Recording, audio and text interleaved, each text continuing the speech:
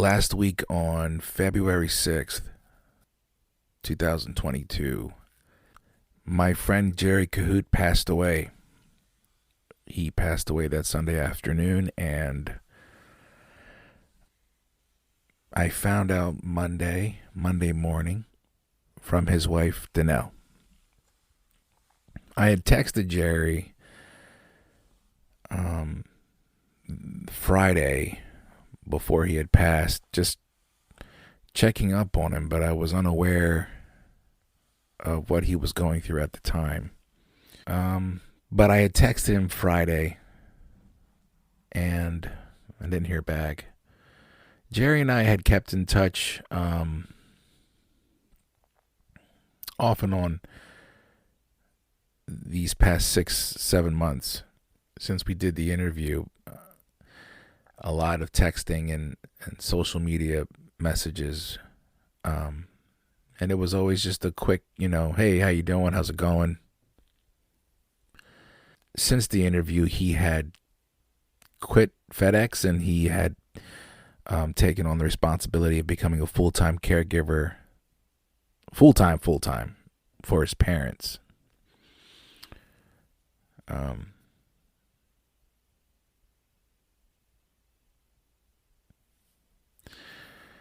And I texted him Friday, didn't hear back. Monday morning, I get a text from his phone, but it's Danelle informing me. And like a lot of us, I was stunned and confused and angry. He had gotten really sick, but nobody expected, I remember him telling me, and I remember thinking, you'll pull through. I think that's what we always think. Whenever somebody's not feeling well, you never really think of the worst.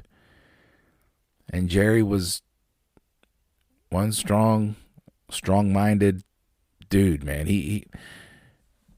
I never imagined that I would be talking about my friend in the third person right now. Or I would be talking about him in the past tense.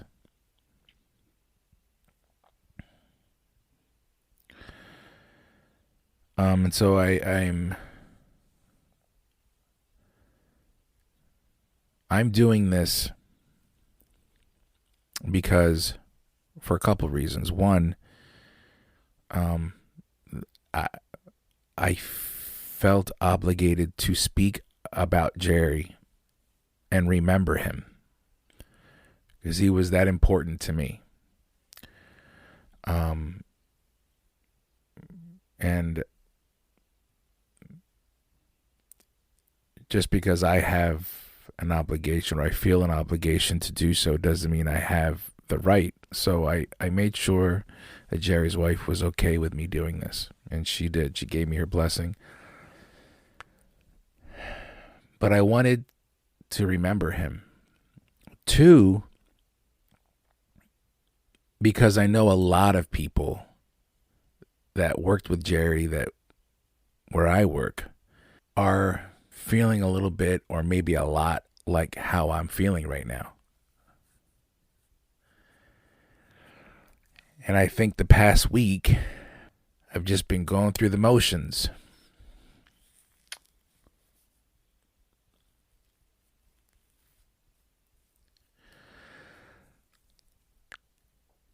And going to work and help with that. Unfortunately, there's a lot that I remember about Jerry from work.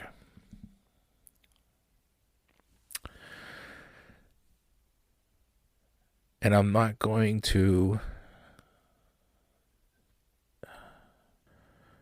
stand on a soapbox and cry, because as much as I know that I'm hurting, and a lot of Jerry's friends are hurting,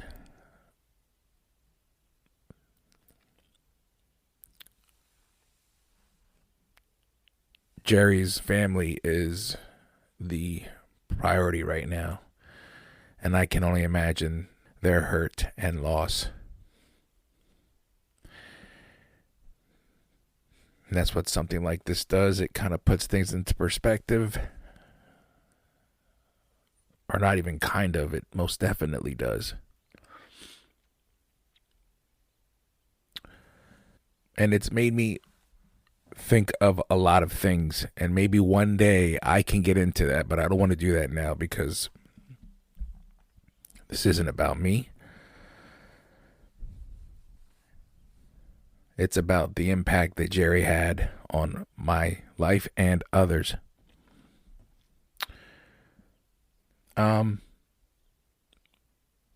Jerry's episode for the podcast was a favorite amongst a lot of people because Jerry was probably the most vulnerable and open to talk about his journey.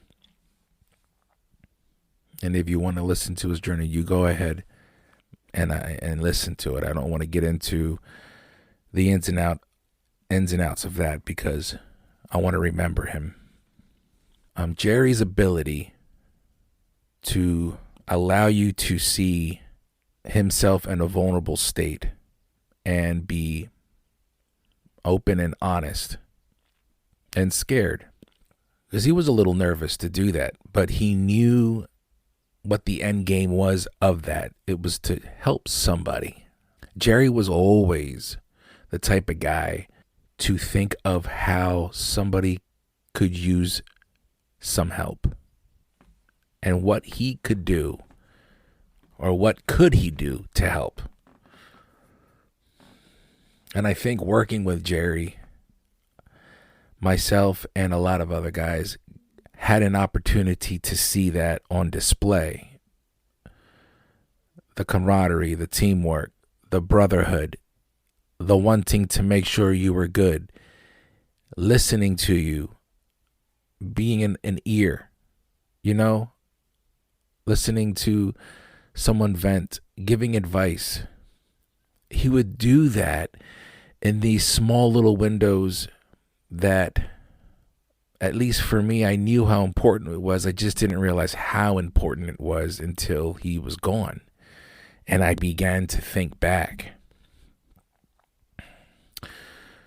But Jerry opened up to me about a lot of things, obviously. And I opened up to him about a lot of things as well. And we would share conversations. We would share conversations that we had with our children, the similarities with our children, and being a husband, and stories about marriage. I could still see him sitting in the break room at work, just talking about whatever. He wasn't one to talk too much. He's always a good conversationalist. But I miss those conversations, especially because a lot of those conversations took place before I knew anything really about him. And he would be giving advice when he was dealing with maintaining the structure that he had built for himself, because considering everything that Jerry had gone through, and to get to where he was, that's work every day. It's not like you succeed and then you get to relax. He was enjoying his life, but it was structured. He needed to maintain that structure, and that's what was admirable. And I'm going to miss his presence in moments where I could use that advice. And I think a lot of people that I work with feel the same way. And I'm not speaking for everybody. I'm just assuming. After our interview, we would talk about getting together. And we tried a couple times to plan it, but it would always either fall through or just the timing wasn't right. And I wish we would have done that. I wish I would have pushed more. And that was on me. And I feel bad. I feel horrible that I didn't push more. You know, the thing about this life is that as much as we talk about tomorrow isn't promised, and as much as we talk about don't leave on a bad note, and I'm not saying Jerry and I left on a bad note, I'm just saying that the proverbial way of looking at life that we all know, those things that you want to make sure you don't do, you know. You want to keep in touch. You want to say I love you. You want to let the person know how you feel. You want to make memories because you don't know what tomorrow holds. As much as we know that, we really don't practice that effectively on a daily basis. Some of us don't. Maybe I shouldn't say all of us, but maybe I should just say me. Maybe that's what I'm trying to say here is I don't do that like I should. Jerry was a kind man, very generous. He somehow always made you feel like he had enough time to talk. And at work, Jerry was one hard-working dude. That man was all about teamwork, was all about hustle, would not leave if he saw one of us that needed help and he was told to go home. He'd go drive over and help somebody. Very stoic. He wasn't loud, but he wasn't quiet. You know what I mean? He talked about his family all the time. That man loved his family. That's one of the things that we connected on with. Is he would talk about Danelle and his kids constantly. His son and his daughter. I don't want to mention their names because I don't know. I don't know how they would feel about that. But he has a son and a daughter that he would talk about a lot, and he would show pictures and you know, as fathers, we would do that during our lunch break sometimes. Just talk about, like I said, we talk about family shit.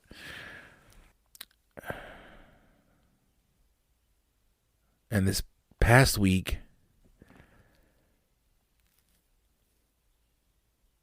I'm like in this denial that the world no longer has that.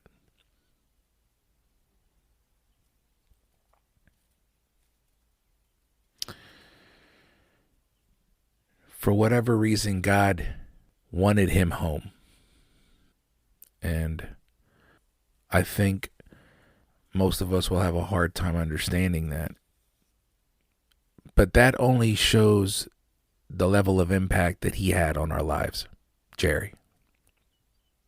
That just goes to show how much he meant to us. When you're having a hard time saying goodbye to somebody or understanding why they're gone. Jerry was only early 50s, 51, 52. He was young. He was young and he had a whole life ahead of him. And with everything he had gone through, everything that he had to fight and own up to and pay and climb back into life and regain things in life, after all of that,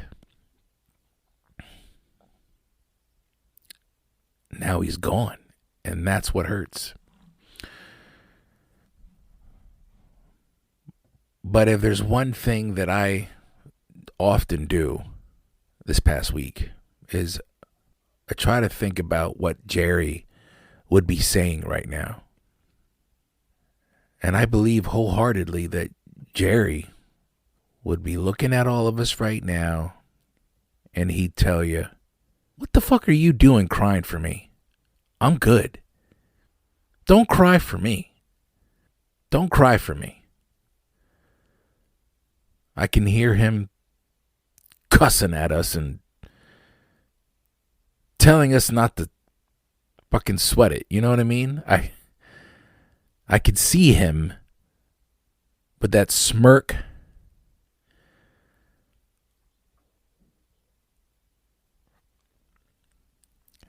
Jerry Cahoot was my friend.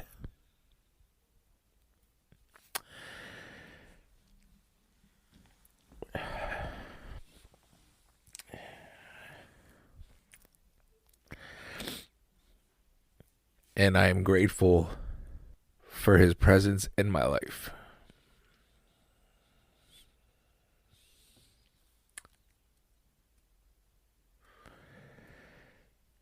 And I'm grateful that I was alive at a time that I got to witness Jerry be great.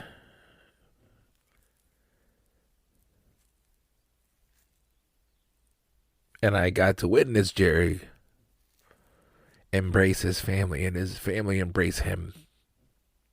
And I guess that's the good thing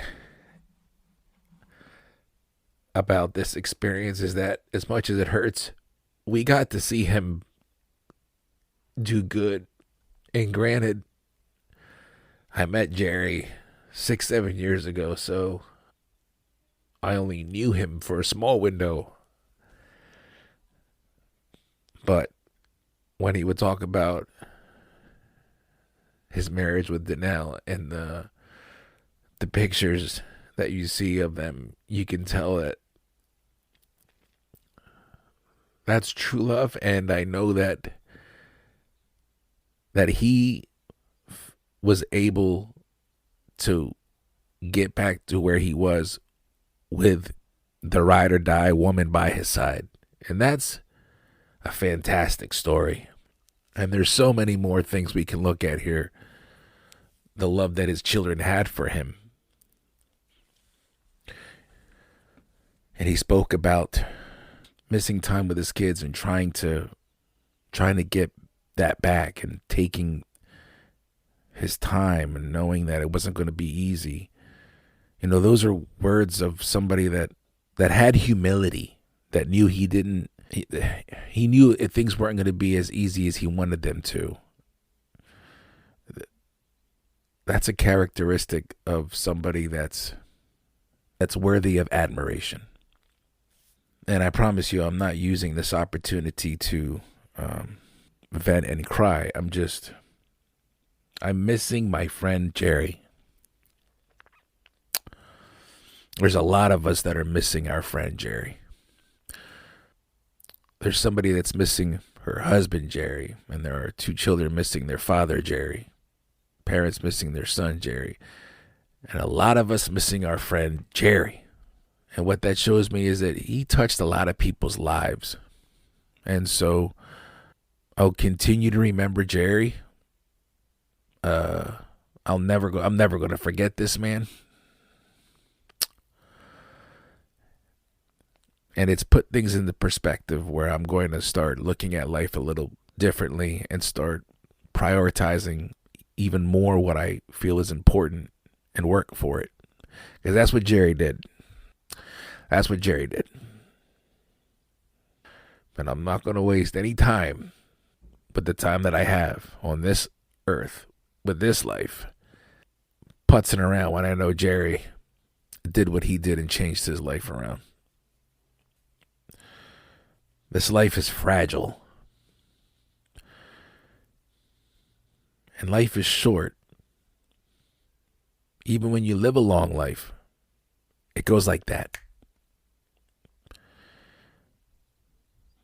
But most importantly, guys, this life isn't ours. We're on borrowed time.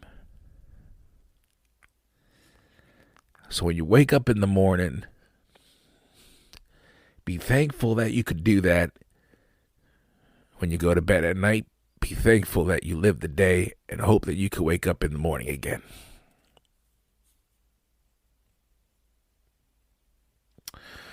There's a clip that I wanted to share from when I spoke to Jerry last in the interview. It's a small little clip, but it's a very important part of the interview that stood out to me when I was finally able to listen to the interview again.